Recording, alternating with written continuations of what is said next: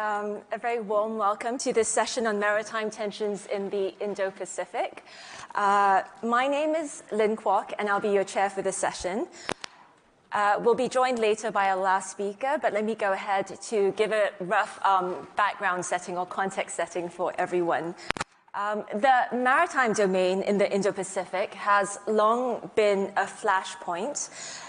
Given the makeup of today's panel, we will have soon the Secretary of Foreign Affairs from the Philippines, as well as Madam Fu Ying here from China, and Minister Eng from Singapore, and Mr. Chris Coons from the United States. Given this makeup, I think it's fair to say that we should focus on the South China Sea rather than perhaps the East China Sea as well. So given that we don't have very much time, we're going to be looking at the South China Sea. And in this part of the world, there are at least 3 different sets of disputes. We have territorial disputes over land territory, which involves China, Taiwan, the Philippines, Malaysia, Vietnam, as well as Brunei. We have quarrels over sovereign rights, which are essentially economic rights, as well as jurisdiction.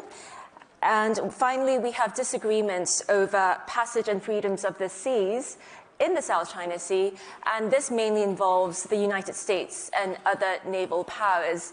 And sometimes these 3 baskets of issues are conflated, but I think that's really unhelpful, as it obfuscates issues, it overlooks potential solutions, so perhaps we can focus solely on the resource rights and perhaps come up with a solution there. And also it confuses the relevant actors. I think sometimes China likes to say, the United States has no say over perhaps territorial disputes. But if we look at things like passage and freedoms of the seas, or even international law regarding the sort of economic rights that you can claim in your EEZ, I think the US does have interests.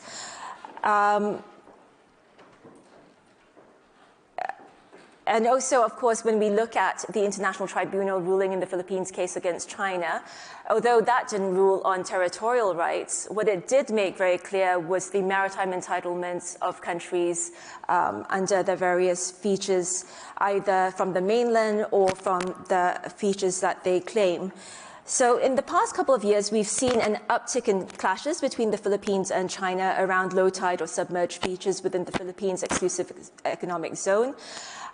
These, we should note, are not land territory, but rather part of the seabed and coast of this coastal state within whose exclusive economic zone they lie. So no other state can therefore insist on sovereign rights and jurisdiction over these low tide or submerged features.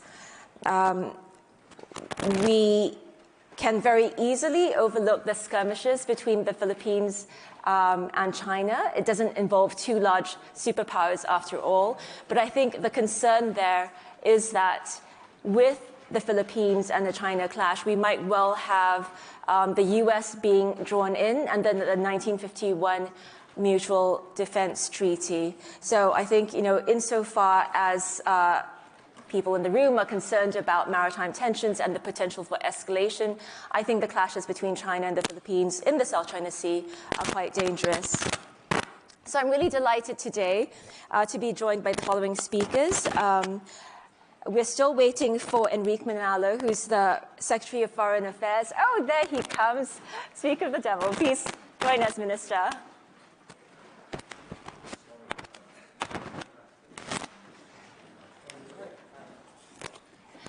No, thank you.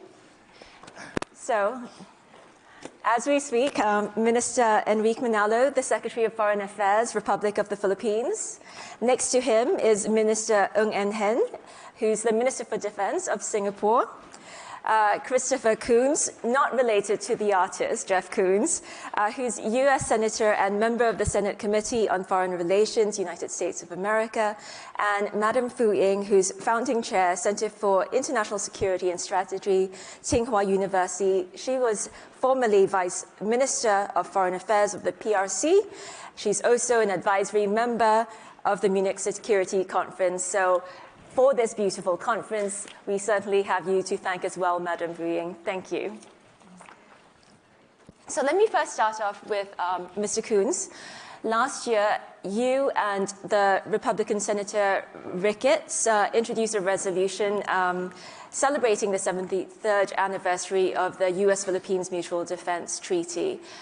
In that resolution, you condemned China for its escalating aggression in the South China Sea and affirmed the U.S. commitment to the Philippines under the Mutual Defense Treaty.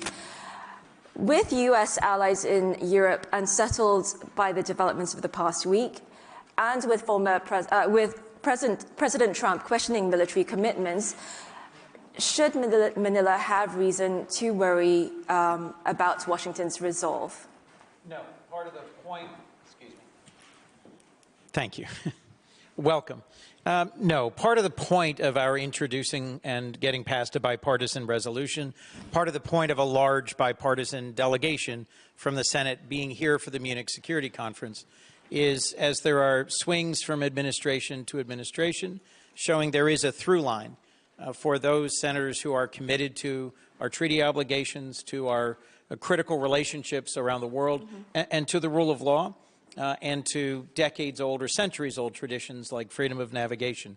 The U.S.-Philippines relationship remains strong, is rooted in a shared history and shared values, and I don't think there's any reason for the Republic of the Philippines to be concerned by some recent statements or events at this conference or this week. I do think we need to reassure our allies here in Europe and around the world that American commitments can be counted on. And more than an occasional speech here or there, I think our actions are the way we will be judged in that regard. Thank you. And Minister Manalo, have you received any private reassurances from the current administration about U.S. commitment under the Mutual Defense Treaty? I think we've received quite a number of indications, and not only that, but I've had a couple of discussions already with Secretary Rubio. President Marcos has spoken with President Trump. Our defense secretary has met his counterpart. So I basically believe that the message is that the United States commitment remains firm, and that the Philippine-U.S. alliance is firm. And there's a commitment to expand further our cooperation, whether that be in defense and security, or most especially in the economic realm. So I think there's basically been a reaffirmation of our alliance and our commitment to preserve a free and open Indo-Pacific, as well as a free and open South China Sea. And will you be pushing as well for a public expression of commitment under the U.S.-Philippines Mutual Defense Treaty? Well, I think that commitment has been expressed in many ways. Under the first Trump administration? Yes, under this administration, especially within the first 2 or 3 weeks. Great, thank you. Madam Fu Ying, I'll turn to you next. As I mentioned at the outset, there have been a recent spike in, by recent I mean in the last 1-2 years, there have been a recent spike in tensions between China and the Philippines around Second Thomas Shoal, as well as Sabina Shoal, both low tide or submerged features within the Philippines' exclusive economic zone. What do you attribute, or what does China attribute this increase in tensions to? First, you mentioned that South China Sea has been a constant flashpoint. I remember when I was at the Asian Department attending the ASEAN meetings, the journalists from Europe, from the world, all asked about tension. Nobody was interested in what we were discussing, the cooperation, the partnership. Over the past years, since the end of the Cold War, there has been dozens of wars in the world. Now we have currently 2 hot wars going on. But in spite of the flashpoints that you mentioned for the years, we have not had a war in Asia. Can people reflect why? Why we have managed to have negotiate, to talk, to find a solution, or at least to prevent the conflict growing to a serious war? Is precisely because after the end of the Cold War, the whole region it has a very strong consensus that our objective is to develop economy, is to maintain peace and stability. And this, if you go to the countries in Asia, you'll see the robust economy. Everybody's interested in driving forward. So that's the main trend in the region.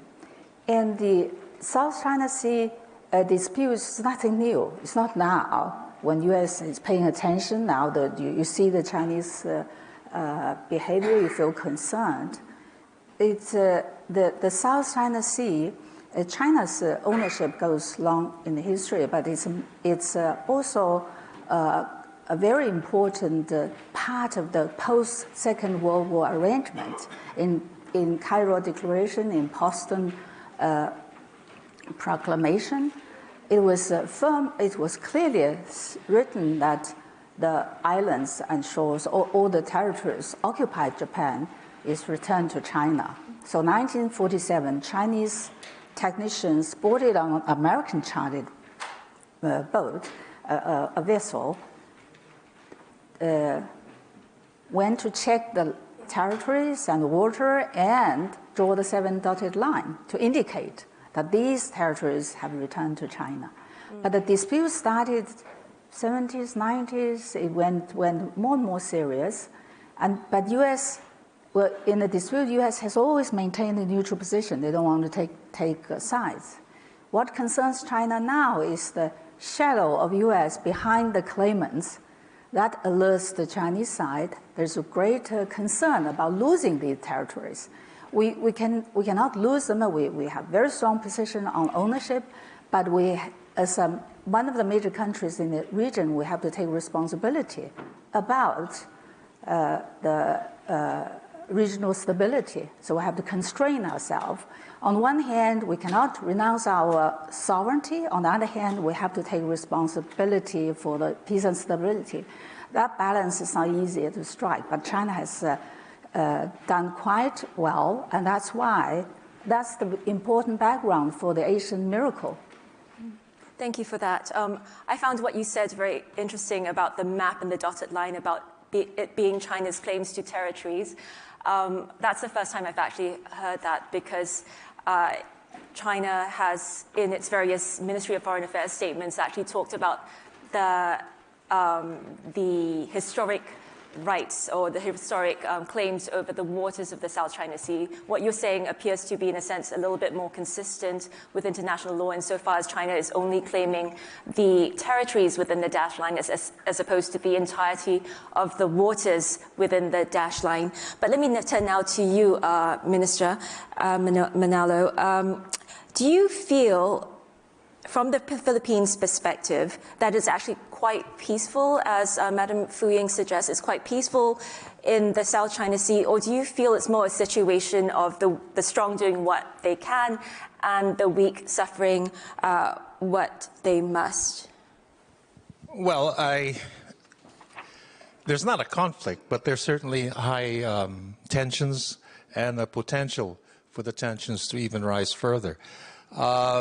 Unfortunately, the latter point that you made, I think the basic issue here is that we are following international law. Mm-hmm. Whenever the Philippines undertakes any kind of activity within our exclusive economic zone, as defined by UNCLOS, we feel we are within our rights.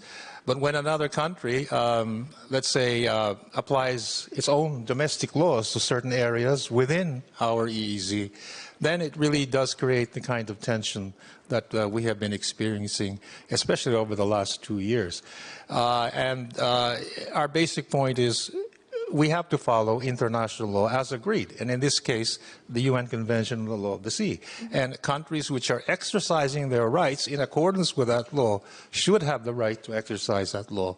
And countries, I think, who reinterpret that law or apply their own domestic laws to certain areas and try to enforce them, then I think we're in a situation which leads to further tensions. Mm-hmm. And I think the only way forward is for countries who have signed on, for example, to agreements such as UNCLOS, to abide by what these agreements call for. And I think that will be the best way to reduce tensions. But if this is not the case, then the rich, the powerful, who will actually be in a position to assert their own laws, against the weaker countries, I believe then we're in for a period of even greater tension. Nevertheless, we're always open to talks and discussions to try and resolve whatever differences we have in accordance with international law. Thank you. So I was in Beijing last month for several meetings as well as a U.S.-China dialogue, Track 2 dialogue. I think the sense that it was the Philippines that was being very provocative in the South China Sea was quite palpable to me. It was consistent across many conversations that I had. From what I hear from you, the Philippines is merely defending its sovereign rights and jurisdiction within its exclusive economic zone. Is that correct? Precisely. For example, in one area, the Ayungin Shoal is only 70 nautical miles from Philippine territory.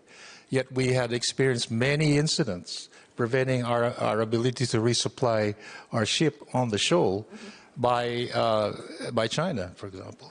And the shoal lies hundreds of miles from the territory of China. So what I'm simply saying is we're merely exercising our rights within our own exclusive economic zone. I don't see how that can be provocative. In fact, it's an assertion of rights as provided by law.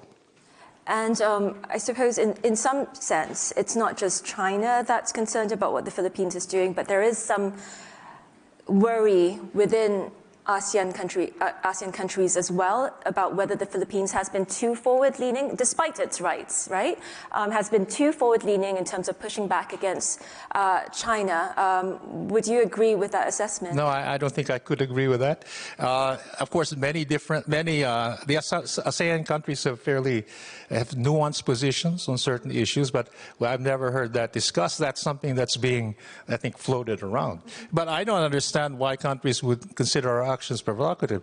Many countries in the region have come out in support of the incidents which happened involving the Philippines. We have Japan, Australia, Republic of Korea, Canada, many EU countries, New Zealand, Republic of Korea. I think these are countries who feel that what we have been doing is in accordance with international law. And I haven't heard any country really come out against what we've been doing except for one. I won't ask you who. You mentioned Japan, Australia, the ROK, and New Zealand coming out in support of what the Philippines is doing. Would you like to see, I didn't hear any mention of Southeast Asian countries. Would you like to see Southeast Asia or ASEAN do more? Or at least say more?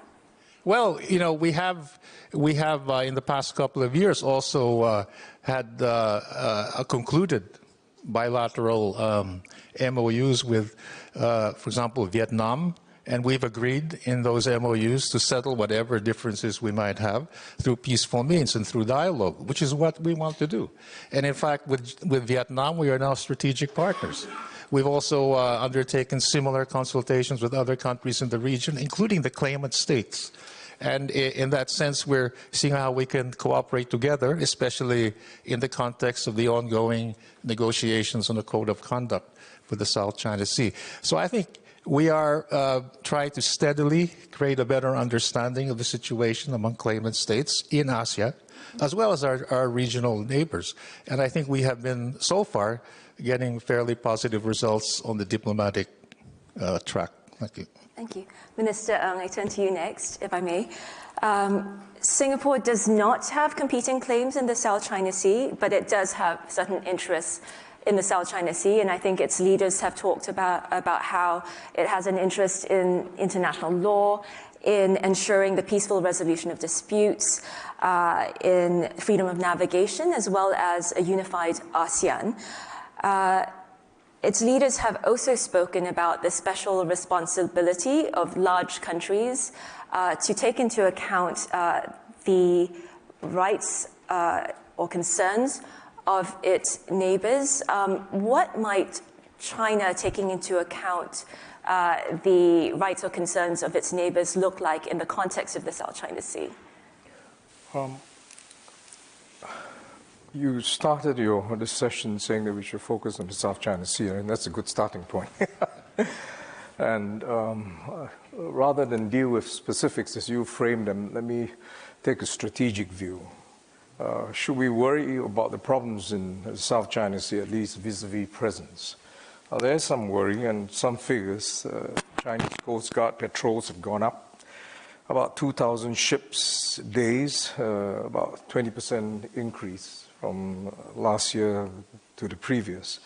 There's also the Chinese Maritime militia, average of about 200 Chinese militia vessels around disputed features, a 35% increase from 2022. About the US, and obviously as I'm reciting these figures, I think you get a sense of what's shaping up. For the US, since 2011, it's negotiated access to 12 new defense sites, Philippines, Australia, new installations in Japan, Guam. US has now 140,000 military troops in Guam, Hawaii, Japan, and ROK, spread out around 29 military bases. Not only US and China, but European powers. Last December, before European powers, last December, the US deployed 3 aircraft carriers to the Asia-Pacific ahead of the inauguration of President Trump, whether related or not. Europe has, as I said, stepped up its maritime activities. Italy and France deployed aircraft carriers to the region in 2024, and UK will do that this year. 2 German ships call onto ports in Philippines and Malaysia, and this is Germany's first naval engagement with these countries in over 2 decades. The question to ask is, as you alluded to, what are the strategic goals of these players, apart from individual disputes? I think for the US it's easy to understand. It aims to maintain its dominance as a Pacific power, and this is a position held since battling the Japanese in World War II. The US seeks to achieve this by working with its allies in the Asia-Pacific, Japan, Korea, and Australia. What about the European powers? They have significant interests in the Asia-Pacific. South China Sea sees an estimated 40% of EU foreign trade. And I think beyond economic interests, the European powers are keen to signal to the US that they are reliable allies in the Asia-Pacific. The interesting point is what is strategic intent for China. And I would characterize this as going beyond just territorial assertions. I think first, China's actions in the South China Sea, if we are frank about it, are a response to US containment strategy. It was a strategy that originated from the US campaign to contain the Japanese expansion in World War II. Second, China's presence in the South China Sea, I think, could be characterized as its own rendering of the Monroe Doctrine. China is not yet capable of enforcing its Monroe Doctrine in the South China Sea, but the aspiration is the same. In 2014, President Xi Jinping said, quote unquote, matters in Asia ultimately must be resolved by Asians, and Asia's security ultimately must be protected by Asians. This, at the root of it, is a Monroe Doctrine. I think that remains the China's view. Now, China is saddled with 2 conflicting goals. While it needs to show strength and power to the US and its allies, China also needs to manage its relations with its smaller neighbors in ASEAN. And on military strength, China has made dramatic strides. It now has the largest maritime fighting force, at least in terms of numbers, about 234 warships to US's 219. Its first homegrown aircraft carrier, the Fu Ying, is expected to be operationally ready this year. It conducted a dual carrier maneuver at seas for the first time with its 2 operational carriers, Liaoning and Shantung. This dichotomy about showing strength, as well as trying to come in accommodation with its neighbors, is affecting its relations, especially with its proximate neighbors, particularly claimant states. And that's the reason why negotiations on the South China Sea conduct have been protracted. If you remember, in 2018, Premier Li Keqiang said that China should aim to conclude the COC within 3 years. It's 2025, and it's 7 years on, and we're nowhere close to concluding it. As it stands, we're no closer to a solution, and we're seeing tit for tat between China and other claimant states on the ground, especially the Philippines. I've given a strategic overlay to what's happening, because I think unless you do that, you're just going to end up in multiple rounds of tit and tat concerns, and that usually isn't very productive. I think that's the dilemma that China will have to deal with, and and with the now pronouncement by Secretary Hegseth that the European military should step up their presence in Europe because the US military needs to be in Asia. I take that to mean that the US Department of Defense wants to increase its military presence even more so in Asia. I think the silver lining is that it wants to do that deterrence through strength to avoid war with China. Thank you. Thanks so much. I was excited when you talked about the sort of dual and conflicting goals of China needing to show strength as well as needing to foster better ties with its neighbors. Because actually my next question is directed at you, Madam Fu Ying. It's always struck me as quite odd that given that China's main concerns are about the United States, why China would not seek, given that priority, to make nice with its neighbors, perhaps not in relation to the territorial disputes in the South China Sea, which are very intractable, it's hard to resolve, but why would China not actually make nice with its neighbors over the maritime resource claims? China's influence in Southeast Asia is good and improving, and it strikes me that the main thorn in the side of its relations with its neighbors has been the South China Sea dispute. So if it were worried about the United States and US influence in Asia, the US is already gaining ground with, say, countries like Japan, South Korea, etc., why would China not make nice with its Southeast Asian neighbors in the South China Sea? You talk like China is making a game with the United States, trying to either pull this neighbor close or kick that neighbor away. That's not the Chinese way of thinking. U.S. has launched this strategic competition with China, but you don't hear China talking about defining our relationship with U.S. as competition. We have used the term describing relationship since Trump's first term. That is a peaceful coexistence, mutual respect, and win-win cooperation. Coming back to your concerns, the senator said about freedom of navigation, and Minister Ong mentioned the presence of military ships in South China Sea. At this moment, they operate quite professionally. China comes out, and only when it comes too close to China. In the meantime, South China Sea is one of the busiest sea lane.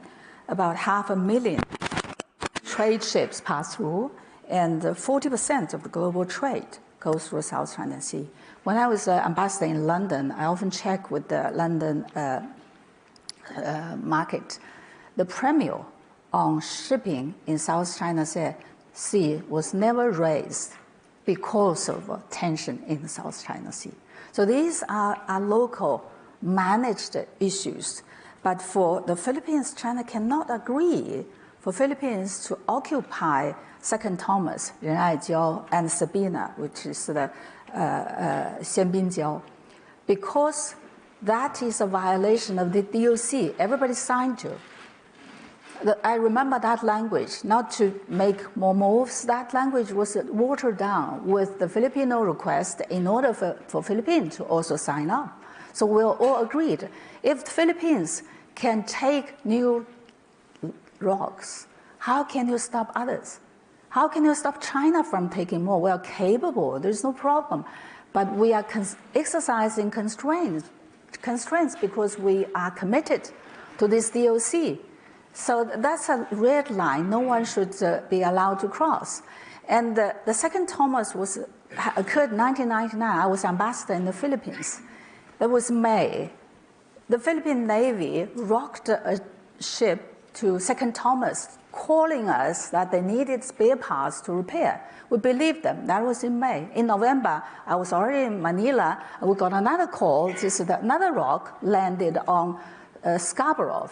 And we thought we didn't believe it anymore. You can't keep on rocking on the shores. So with diplomatic presentations, we finally agreed, and the Philippines pulled that one back. Otherwise, we'll have more 20 years old ship staying there, pretending still repairing with the purpose of occupation.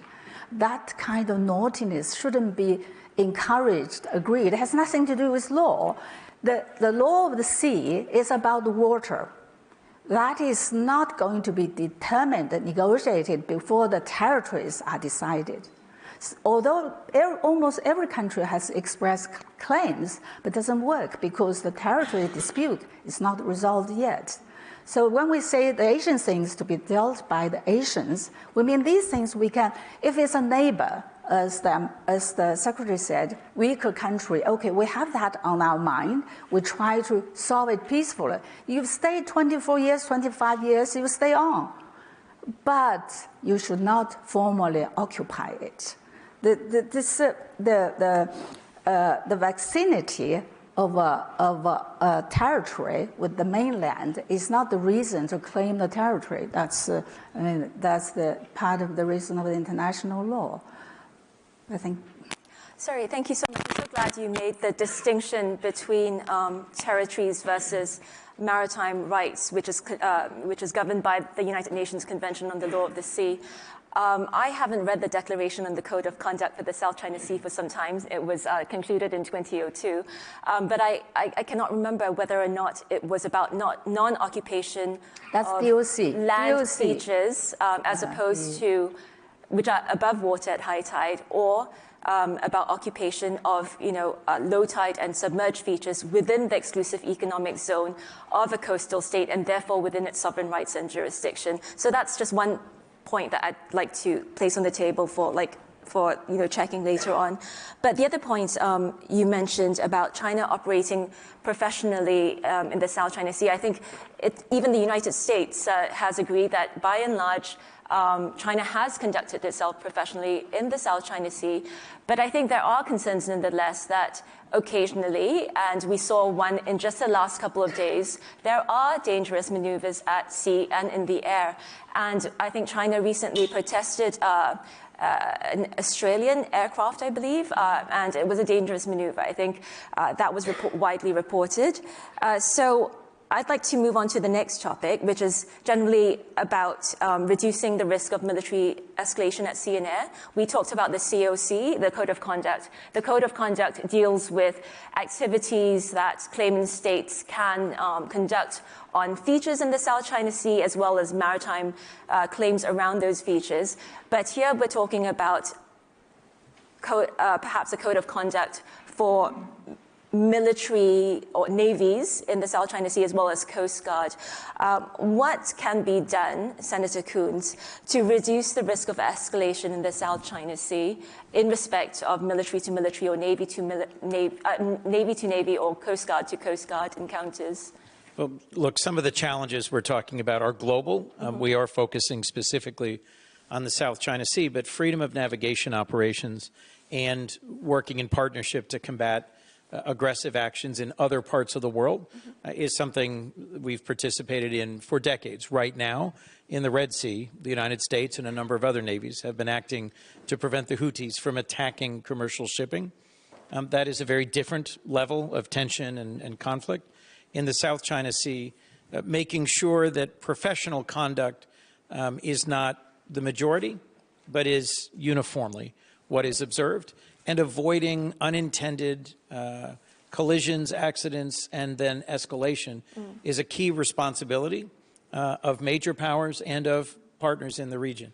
The incident you referenced with the Australian aircraft is just one of many in the air and on the sea that have come close to causing serious incidents. The Biden administration in the United States worked very hard to open lines of communication between the United States and the PRC, between our Navy and Air Force and making sure that we have the ability to communicate quickly so that there isn't a misunderstanding. I think this is something that needs to be sustained and advanced. And I think clarity about our goals and expectations are important. The code of conduct and an underlying respect for international law and for the rights and interests of parties in the region should be the basis for our conducting ourselves in a way that ensures the sort of sustained economic development that Madam Fu Ying spoke about in her opening remarks, something that is the goal of all of us, sustained economic progress, but respect for each other's interests, territories, and conduct is also critical for avoiding unintentional conflict. Thank you. What really stayed with me from a conversation that I had in Beijing was that in this speaker's view, there were possible lines of communication as well as plenty of mechanisms to reduce the risk of escalation at sea or in the air, but that China did not see why, in the event of a political disagreement, say for instance the visit of Nancy Pelosi to Taiwan, did not see why they should have to have recourse to those lines of communication or mechanisms.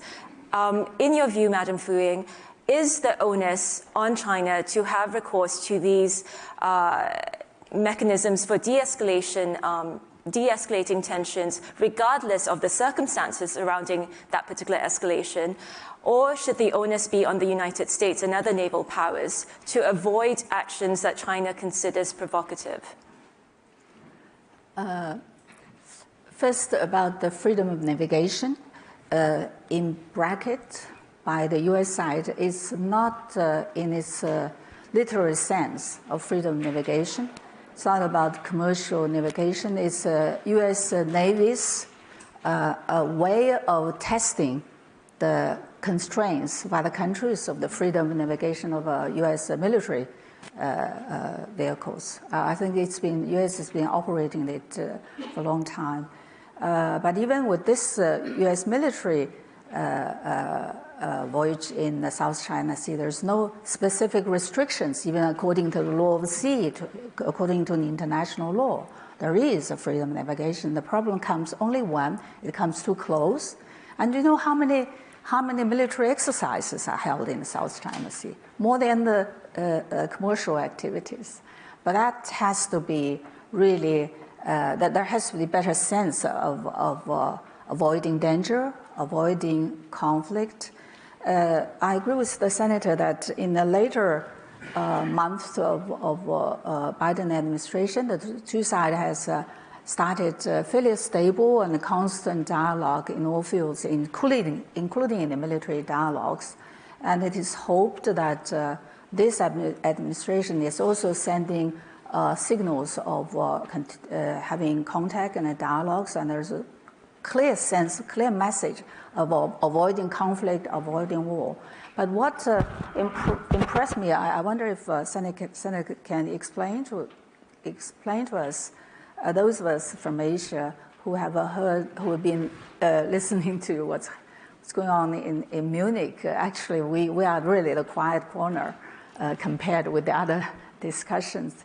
Your Defense Minister Hexes said on the 12th in Brussels that the U.S. has to pull back to prevent a war in the Pacific. I think the original is to deter a war with China in the Pacific, and because of the scarcity of the resources, so they have to pull their effort out back from NATO to Asia Pacific, so they don't lose the deterrence. What does he exactly mean? The Asians were asking each other. We want to know what kind of war does he mean. Perhaps. Sorry, I don't have the. I know it's your right to ask question. This is a comment. Perhaps Senator Coons could respond to it later if he'd like to.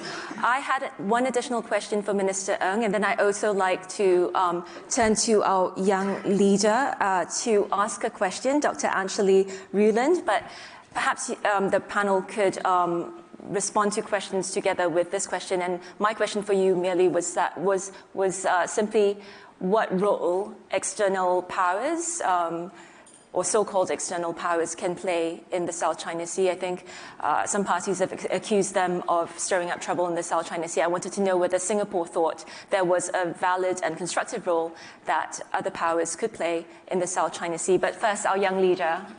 Yes, please, introduce yourself and where you come from. Thank you very much for the opportunity to ask a question. My name is Eng Hen. I work for a legislator in... Could you please use the mic? It's to your left. Thank you. Thank you. Angelique Rüland, I work for a legislator in German Parliament. Madam, I had the chance to listen to your Foreign Minister's speech yesterday. He spoke up in favor of the rules-based order and in favor of abiding to the rules. At the same time, China does not accept the 2016 international ruling of a court that spoke out in favor of Philippine claims and rejected Chinese claims. You mean arbitration? Yeah, the 2016 ruling. And so my question to you is, how do these two elements go together? On the one hand, supporting the international order, but when these rules clash with Chinese interests, they're not always supported. Thank you very much. And perhaps we could have just maybe one more question from the room, if we had any. Could I? Okay, two questions, very quickly. Young leader treatment. Dr. Wu Shiqun and Senior Colonel Zhou Bo, please. Okay. My first question goes to Senator. You are right in saying that the United States has been conducting freedom of navigation for decades, right? My question for you is very simple. The United States is not a country that has ratified UN Convention on Law of the Sea, although you have signed it, right? So the question is, if the UN security, if UNCLOS is so good, why don't you ratify it? If it is not good, why would you challenge others in the name of it? Second question to Mr. Manalo. Yeah?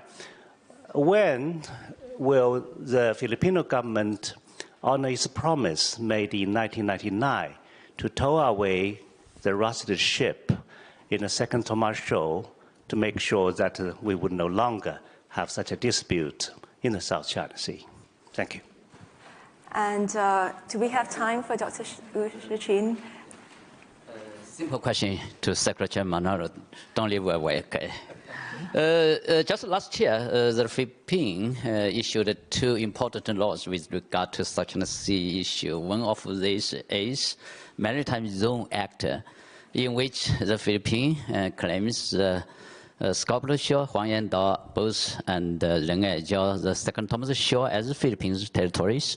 If we look at the treaty in 1898 between United States and Spain, we called it the Paris Treaty. The Philippines, the West Philippine maritime boundary is situated at east longitude 118 degrees. So how it comes? The territory, the Huangyan Dao and Leng'ai Jiao were sitting in the Philippines territory. If it is the case, the Leng'ai Jiao is the Philippine territory, why the Philippines, by grounding the military vessels on the second Thomas Shore rather than publicly, directly occupied by troops? Thank you. Thank you. Perhaps we can have the panel respond. I think there was a question for everyone, so. First, about the arbitration. I don't know how much you know the law of the sea.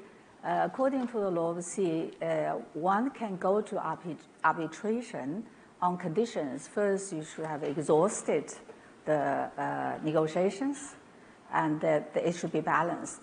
And the Philippines didn't even tell us they went to arbitration.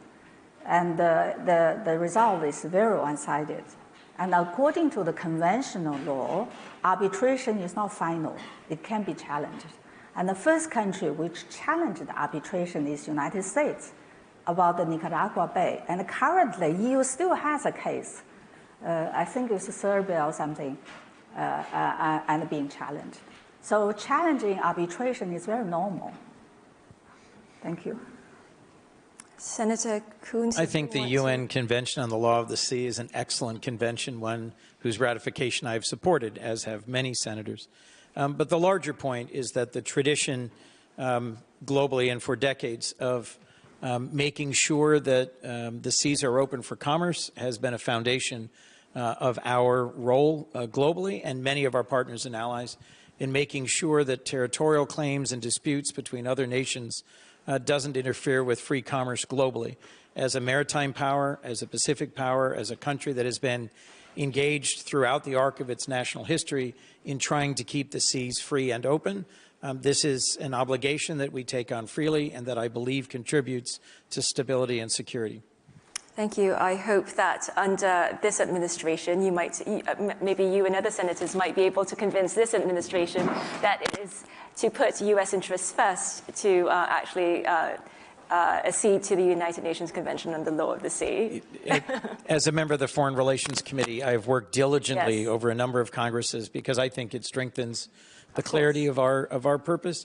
And I wasn't present for Secretary Hegseth's comments, so I can't speak to them directly. But I do think it was principally, it's been mischaracterized, I think.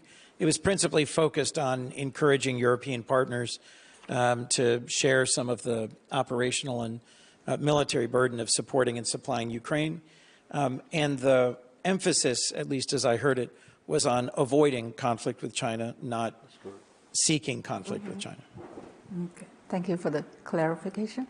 Minister Eng, did you want to answer the question on the role of middle powers or other powers in the South China Sea, whether there's a constructive role for them to You framed it that way. You framed it that way, and if you listen to my speech, we can go on and talk about shadow play. But if you don't accept that as a strategic imperative, then if this is just about territorial disputes, we won't need for us to be here. You could leave it to the countries. Yeah. And you either accept that there's strategic rivalry, the great game is going on in the South China Sea, or you don't. And whether there are mechanisms to reduce conflict, whether external powers are needed, I mean, those are all self-evident questions with self-evident answers. I think it's still in play. The strategic competition between the U.S. and China. I don't think the U.S. Will go away. I've referred to the Monroe Doctrine, for those of you who remember the history. When President Monroe espoused that theory in 1823, the U.S. was not in a position to enforce the Monroe Doctrine. It didn't have a navy big enough. In fact, the British Navy acted on behalf of the U.S. to enforce it because the British had rights too. It was not only 100 years later where the United States Navy was big enough to enforce it. I think that is both an aspiration of China, but also what strikes fear into other countries. When China is strong enough, what would it do? And it's up to China, I think, to assure its neighbors. I don't think it's difficult. I think China has paid a price for, as I said, that dilemma of exerting its presence to U.S. and allies, which is deterrence, because China too wants to show deterrence by strength, as the U.S. wants to. And it has to square that with its international position. I've always been impressed by the skillfulness of the Chinese Foreign Service, so I think it's well within their means, and I leave it to them to deal with their foreign policy. Thank you. Finally, last but not least, Minister Manalo, could you address the question raised by Senior Colonel Zhou Bo about whether or not the Philippines, whether there was a promise regarding the removal of the Sierra Madre that the Philippines grounded against Second Thomas Shoal in 1999, and the response to Dr. Wu Shiqun about the recent maritime legislation passed by the Philippines. I believe it was in September 2024. Yeah, thank you. Before I do that, could I just also have a couple of additional points? First, of the arbitral award. It's clear that the arbitral award of 2016 is legally binding. It's part of international law, and our only hope is that one day China can abide by the arbitral ruling. It would certainly ease tensions.